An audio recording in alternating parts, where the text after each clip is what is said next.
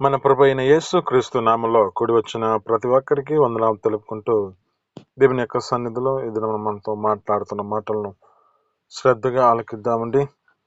దేవుని యొక్క సన్నిధిలో లూకాసు వార్త 17వ అధ్యాయము 11వ వచనం మనం చదువుకుందామండి. లూకాసు వార్త 17వ అధ్యాయము 11వ వచనం.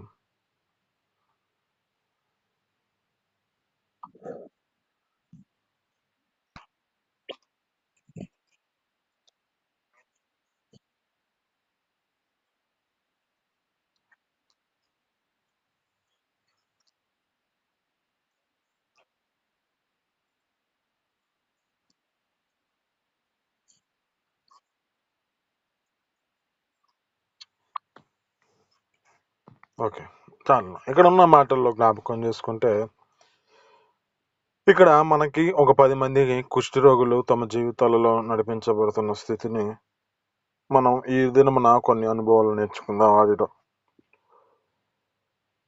ఇక్కడ వారి జీవితాలను బట్టి జ్ఞాపకం చేసుకుంటే, వేసుని ఏడుకొనుటకు ఆ 10 మంది కుష్ఠరోగులు కేకలు వేస్తున్నారని లేఖనాలు చెబుతూ ఉన్నాయి. ఇక్కడ వీరి జీవితాలను బట్టి జ్ఞాపకం చేసుకుంటే, వీరి యొక్క పరిస్థితిని, వీరికి ఉన్న బాధ, వీరి యొక్క జీవితాల్లో ఎలాంటి బాధ అంటే, ఇది కుష్టి రోగం అంటే మనిషిని ఏం చేస్తూ ఉంటారంటే, ఊరు నుంచి బయటికి ఆ యొక్క ఊరి బయట ఉంచవలసిన స్థితి వస్తుంది ఈ రోగం వస్తే.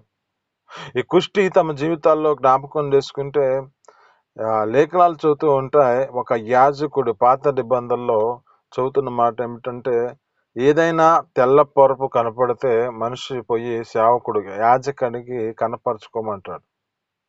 ఆ యాజకుడి దగ్గరికి వెళ్ళి అది ఏమిటో అది వారి జీవితాల్లో పరీక్షించుకోవాలి అని చెబుతాడు.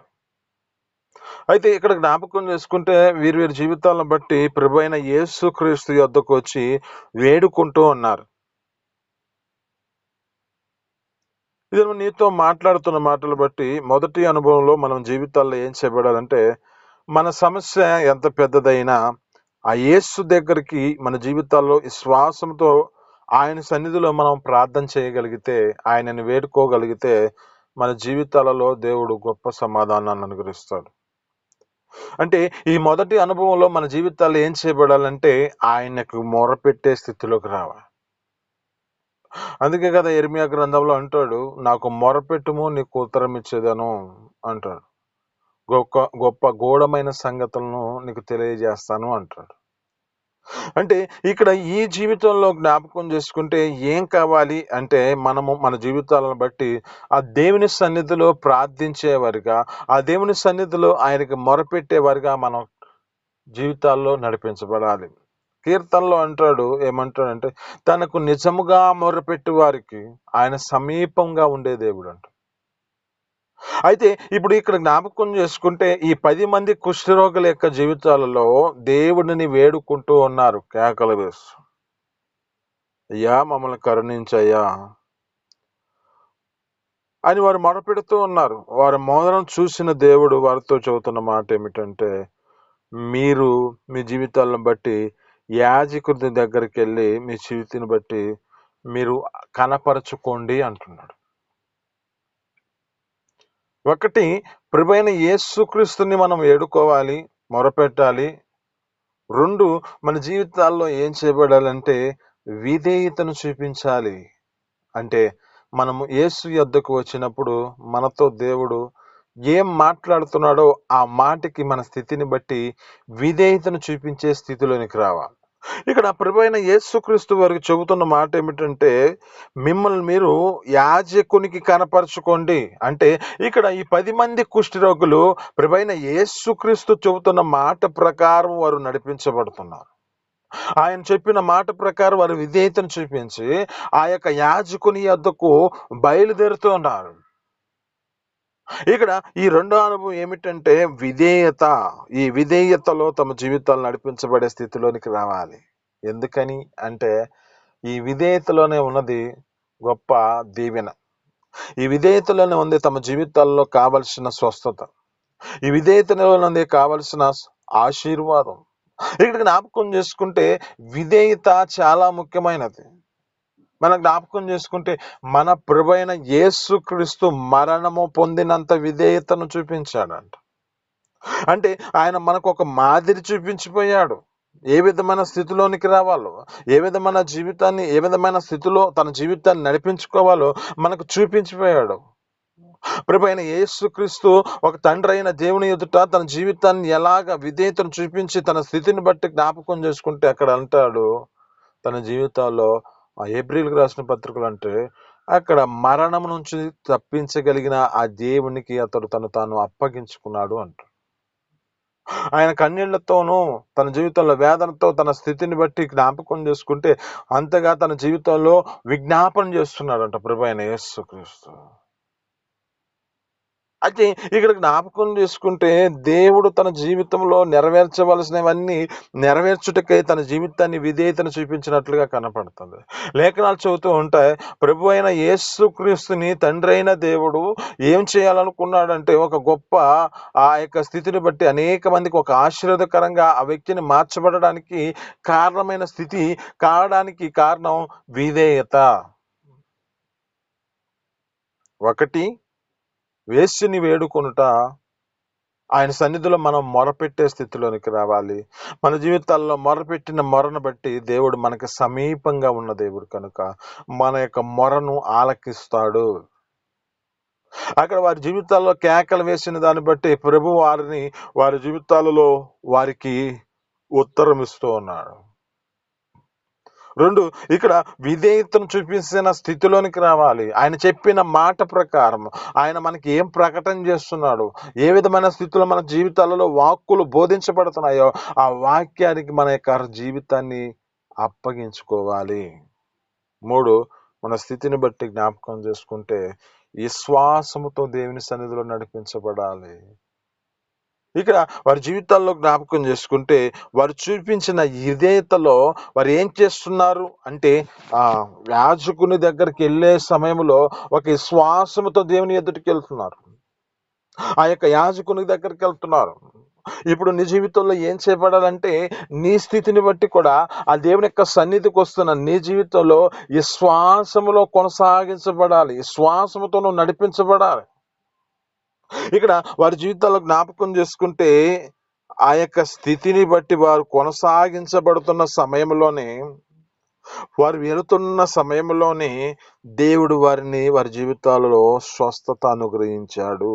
ఆమేన్, హల్లెలూయా. అంటే ఆ విశ్వాసము చేత నడిపించబడుతున్న స్థితిలో వారి జీవితాలు ఎలాగ నడిపించబడ్డాయో, అయితే ఆ విశ్వాసాన్ని చూసిన దేవుడు వారి జీవితాలలో స్వస్థతను అనుగ్రహించాడు. అక్కడ అంటాడు జ్ఞాపకం చేసుకుంటే శుద్ధులైరి అని అంటాడు. అంటే వీరి జీవితాల్లో పరిశుద్ధపరచబడ్డారు. వారి జీవితాల్లో ఆ కృష్టి చేత తమ స్థితిని బట్టి ఆ జీవితాలను బట్టి వెలివేయబడిన పరిస్థితిలో ఉన్న స్థితిని బట్టి, వారు దేశించబడుతున్న పరిస్థితిలో ఉన్న బట్టి దాని నుంచి విడిపించాడు దేవుడు. విడిపించి ఒక గొప్ప అద్భుతాన్ని చేశాడు. వారి పట్ల జ్ఞాపకం చేసుకుంటే వారి జీవితాలను బట్టి అపవిత్రమైన పరిస్థితిలో ఉన్నారు. ఆ యొక్క అపవిత్రమైన పరిస్థితిలో ఉన్న వారి జీవితాలలో, ఆ యొక్క ద్వేషిస్తున్న పరిస్థితిలో ఉన్న వారి జీవితాలలో దేవుడు గొప్ప అద్భుత రీతిగా పరిశుద్ధపరిచాడు. ఆమేన్, హల్లెలూయా. అంటే పరిశుద్ధపరచుటకు కారణము వారి జీవితాలలో నడిచిన విశ్వాసము. మరి నీ జీవితంలో అలాంటి విశ్వాసం కలిగి నడిపించబడుతున్నావా? ఆ దేవుని ఎదుట నీ జీవితంలో ఆ విశ్వాసంలో నీ జీవితాన్ని కొనసాగించబడే స్థితిలోనికి నడిపించబడుతున్నావా? ఆ విశ్వాసంలో నీ జీవితంలో నిరీక్షణ చేత నీ స్థితిని బట్టి ఆ విధమైన స్థితిలో నీ యొక్క విశ్వాసాన్ని కాపాడుకోగలుగుతున్నావా? విశ్వాసం మన జీవితాల్లో చాలా ముఖ్యమైనది. నిన్నటి దినం మాట్లాడుకున్నాం అంటున్నట్టు. ఏ విధమైన స్థితిలో ఉన్నాడు? విశ్వాసం లేకుండా దేవునికి ఇష్టమై ఉండట అసాధ్యం అంటున్నాడు. ఆయన ఉన్నాడని మనం నమ్మవాలని కదా అంటాడు. ఆయన మనకు ఫలం దయచేస్తాడని మనం నమ్మవాలని కదా అంటాడు. అంటే ఇప్పుడు మన జీవితాల్లో ఏం చేయబడాలి? విశ్వాసముతో మనం నడిపించబడాలి. ఎంతవరకు? అంతము వరకు. విశ్వాసం చాలా ముఖ్యమైనది. ఇది మనిషి జీవితంలో జ్ఞాపకం చేసుకుంటే ఒక పేరు మన జీవితాల్లో పిలుస్తున్న పేరు ఏమిటి అంటే మనకి విశ్వాసి అని పేరు పిలుస్తున్నాడు. మరి విశ్వాసి అని పేరు పిలుస్తున్నప్పుడు ఆ విశ్వాసం మన జీవితాల్లో నడిపించబడుతున్నామా లేక ఆ విశ్వాసం నుంచి తొలగిపోతున్న పరిస్థితి ఉన్నదా? కనుక మన జీవితాలు ఏం చేయబడాలంటే ఆ విశ్వాసములో మన జీవితాలు నడిపించుకునే స్థితిలోనికి రావాలి, కానీ ఏ మాత్రం మన జీవితాలు వెనకకు తిరగకూడదు. వీరి జీవితాల్లో ఏ విధంగా ముందుకు కొనసాగించబడుతున్నారు, కానీ ఏ మాత్రం వెనక తిరగకుండా తమ జీవితాలు నడిపించబడుతున్న స్థితి. ప్రభువైన యేసుక్రీస్తు మొదటగా ఆయనను మనం వేడుకునే స్థితిలోనికి రావాలి. 2, మన జీవితాలలో ఆయన చెప్పిన మాట ప్రకారం ఆయన మనకిస్తున్న వాక్కును బట్టి దానిని వెంటనే మన జీవితాల్లో మన స్థితిని బట్టి దానికి మనం విధేయతను చూపించిన వారిగా మనం నడిపించబడాలి. 3, మన జీవితాలలో విశ్వాసంలో కొనసాగించబడాలి. ఈ శ్వాసంలో ఎన్నైనా శ్రమలు వస్తాయి, ఎన్నో బాధాకరమైన పరిస్థితులు వస్తాయి.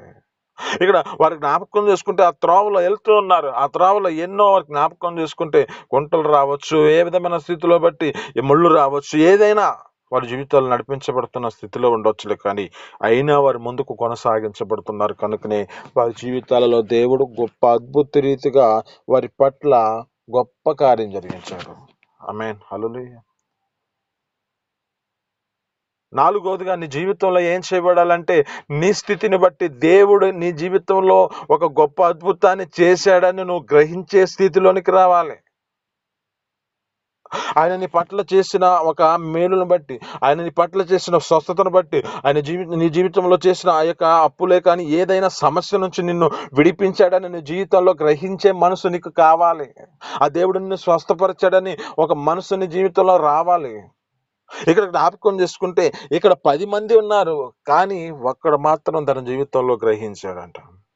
చూడండి, అంటే 10 మంది ఉన్నా తమ జీవితాల్లో జ్ఞాపకం చేసుకుంటే ఒక్కడు మాత్రమే గ్రహించాడు. నీ జీవితంలో జ్ఞాపకం చేసుకుంటే నీ ప్రయాణంలో అనేక మంది కొనసాగించబడతారు. అయితే నీ ప్రయాణంలో నీ జీవితంలో దేవుడు నీ చేసిన మేలును బట్టి నీకు కృతజ్ఞత పూర్వకమైన స్థితిలో ఆయన నీ చేశాడే ఆ మేలును తలంచుకునే స్థితిలోనికి, ఆయన నీ చేసిన ఆ మేలును నువ్వు గ్రహించే స్థితిలోనికి రావాలి. వారు గ్రహించలేని పరిస్థితుల్లో ఉన్నారు కనుకనే ఆ 9 పరిశుద్ధపరచబడి వెళ్ళిపోయినట్లుగా కనపడుతున్నారు. శుద్ధులైరి అంటున్నారు. ఇక్కడ ఇతను జ్ఞాపకం చేసుకుంటే ఇతడు స్వస్థత పొందుకొని, చూడండి, వారు శుద్ధులు మాత్రమయ్యారు. అయితే ఈ యొక్క వ్యక్తి మాత్రం స్వస్థత పొందుకొని ఇతడి జీవితంలో జ్ఞాపకం చేసుకుంటే గ్రహించి, నన్ను దేవుడు స్వస్థపరిచాడే, నాకు ఈ దేవుడు నా జీవితంలో ఇలాంటి అద్భుత కార్యం జరిగించాడే, నా యొక్క జీవితంలో జరుగుతున్న సమస్యల నుంచి నన్ను విడిపించాడని ఆ మనసు చేత తన యొక్క హృదయం నింపబడింది. ఆమేన్, హల్లెలూయా. ఈ దినం నీతో మాట్లాడుతున్న మాటలను బట్టి దేవుడు చేస్తున్న మేలు నీ జీవితంలో గ్రహించగలుగుతున్నావా? లోకంలోనే తమ జీవితాలు అన్ని జనులే వారి జీవితాలలో ఏ విధమైన స్థితిలో వారి స్థితిని బట్టి వారి వారి యొక్క జీవితాలలో వారిని వెంబడిస్తూ వారి యొక్క స్థితిని బట్టి అలాంటి స్థితిలో వారు వారు గ్రహించారు అనుకుంటూ ఉన్న స్థితిలో ఉంటే, ఇప్పుడు మరి నువ్వు నీ జీవితంలో ఆ దేవుడు నీ పట్ల చేసిన మేలును నువ్వు అనుభవించగలుగుతూ దాన్ని గ్రహించగలుగుతున్నావా? అనేక మంది జీవితాల్లో ఏం చేయబడుతుందంటే మేలులైతే బాగానే అనుభవిస్తారు, కానీ తమ జీవితాల్లో ఆ దేవునిని గ్రహించలేని మనసు. దేవుడు నా జీవితంలో ఈ విధమైన స్థితిలో నా స్థితిని బట్టి నా యొక్క కలిగిన సమస్యల నుంచి విడిపించాడే అని ఒక మాట చెప్పలేని పరిస్థితి. దేవుడు నా పట్ల నా జీవితంలో జ్ఞాపకం చేసుకుంటే అద్భుత రీతిగా ఆ గర్భఫలము నా జీవితంలో అనుగ్రహించాడే, ఎన్నో శ్రమల చేత ఎన్నో నిందల చేత నేను నీ స్థితిలో కుంగిపోయానని ఆ స్థితిని బట్టి గర్భఫలం నాకు అనుగ్రహించాడని గ్రహించి నీ జీవితంలో ఆ సాక్ష్యం చెప్పే స్థితిలో లేకపోతున్నాను. ఆయన నీ జీవితంలో అనేకమైన అప్పుల చేత బాధకరమైన పరిస్థితుల్లో ఉన్నప్పుడు దేవుడు నిన్ను విడిపించాడని ఆ గ్రహించిన మనసు చేత అయా నన్ను ఈ విధమైన స్థితిలో విడిపించాడని నువ్వు గొప్ప సాక్ష్యం చేత నింపబడే స్థితిలో లేకపోతున్నావేమో. ఇక్కడ ఒక కుష్టి రోగిని మనకు ఒక మాదిరికరంగా చూపిస్తున్నారు. ఇక్కడ ఇతని జీవితంలో జ్ఞాపకం చేసుకుంటే ఆయన స్వస్థపరిచాడని గ్రహించి మరలా ఎక్కడికి వస్తున్నాడో నువ్వు చూసుకోండి. ప్రభువైన యేసుక్రీస్తు వద్దకు వస్తున్నాడు. ఇప్పుడు మన జీవితాల్లో ఏం చేయబడాలంటే గ్రహించాలి. ఆ గ్రహించిన జీవితంలో ఏం చేయబడాలంటే మరలా ఆ ప్రభువైన యేసుక్రీస్తు వద్దకు రావాలి. కానీ మనుషుల జీవితాలు ఏం చేయబడతాయి అంటే కావలసిన మేలులన్నీ అనుభవించుకుంటూ వారి జీవితాలను బట్టి స్వస్థత అన్నిటిని పొందుకుంటారు, కానీ దేవుని సన్నిధికి రాలేని పరిస్థితులు ఎక్కువ శాతం ఇదే అండి. వారి జీవితాల్లో ఏం చేస్తున్నాడు? మేలు చేస్తున్నాడు. ఆ మేలుకు తగిన జీవితం ఏం చేయబడాలంటే ముందు మరలా దేవుని సన్నిధికి వచ్చే ఆ స్థితిలోనికి రావాలి. ఆ దేవుని యొక్క సన్నిధిలోనికి మనం జీవితాలలో గ్రహించిన మన జీవితాలు ఇప్పుడు ఎక్కడికి రావాలంటే ఆ దేవుని సన్నిధికి రావాలి. ఆ ప్రభువైన యేసుక్రీస్తు యొద్దకు రావాలి. ఆయన నీ పట్ల చేసిన మేలును బట్టి నీ జీవితంలో ఏం చేయబడాలంటే ఆయన యొద్దకు రావాలి. ఆయన యొద్దకు వచ్చి నీ జీవితం ఏం చేయబడాలో కొన్ని విషయాలను రేపటి దినం మనం మాట్లాడుకుందాం. ఈ మాటలు మీ వినికిడిలో దీవించి ఫలించునుగాక. చిన్ని ప్రార్థన. పరిశుద్ధుడా, జీవాధిపతి, ఆశ్చర్యకరుడా, మహోన్నతునికి స్తోత్రాలు. మీ అపారమైన ప్రేమ చేత, మీ కృప చేత ఏదైనా మనం మాతో మాట్లాడిన మాటలు బట్టి నీ స్తోత్రాలు అయ్యా. ప్రత్యేకంగా నా తండ్రి 10 మంది కుష్ఠరోగులను తండ్రి మాకు ఏదైనా మనం చూపించి నా తండ్రి మీరు మాట్లాడిన మాటలు బట్టి నీ స్తోత్రాలు తండ్రి. అయ్యా నా తండ్రి, మా జీవితాల్లో నీ వద్దకు వచ్చి వేడుకోవాలి మరి మేము గ్రహించే మనసును మాకు దయచేసిన దేవానికి స్తోత్రాలు. అయ్యా నీ సన్నిధికి వచ్చిన మా జీవితాలలో మీ వాక్కుకి విధేయతను చూపించేవారుగా మేము మార్చబడాలని మాకు మీరు తెలిపిన దాన్ని బట్టి నీ స్తోత్రాలు. అట్టి కృప మాకు అనుగ్రహించి మీ సన్నిధిలో సహాయం చేయండి. అలాగే తండ్రి, మా జీవితాలలో ఈ శ్వాసంలో మేము నడిపించబడాలి, కానీ ఈ శ్వాసంలో ఆగిపోయేవారిగా మేము ఉండకూడదు తండ్రి. ఒక గొప్ప ఈ శ్వాసం చేత మా జీవితాలు నడిపించబడితే మా జీవితాల్లో గొప్ప అద్భుత రీతిగా నా తండ్రి మా యొక్క స్థితిని బట్టి మాకు ఆ కార్యం జరిగించబడితే మేము గ్రహించే మనసు మాకు జీవితాల్లో అనుగ్రహించి సహాయం చేయండి. నీకు స్తోత్రాలు. అలానే తండ్రి, మా జీవితాల్లో మీరు చేసే మేలును మేము గ్రహించిన వారమై నీ వద్దకు వచ్చే మనసును మాకు కలగచేసినట్లుగా మీ కృప చూపించి సహాయం చేయండి. దేవానికి వందనాలు, స్తోత్రాలు. ఇలాంటి మనసు మా జీవితాల్లో ఉండే కృపను మాకు దయచేయండి. ఈ లోక రీతిలో మనుషుల జీవితాలు అయ్యా మేలనైతే అనుభవిస్తారు, కానీ మరలా దేవుని సన్నిధిని విడిచిపెట్టి తమ స్థితిని బట్టి తిరుగుతూ ఉంటారు. కనుక అట్టి జీవితం మా జీవితాల్లో ఉండకుండా నీ సన్నిధిని నిన్ను విడవకుండా మా జీవితాలు నడిపించబడే కృపను మాకు దయచేస్తూ ఆ నిత్య జీవార్థమైన పరలోక రాజ్యానికి సిద్ధపాటు కలిగి ఉండే కృపను మాకు దయచేయమని యేసు పరిశుద్ధ నామమున పొందుకొని జీవిస్తున్నాం తండ్రి. ఆమేన్.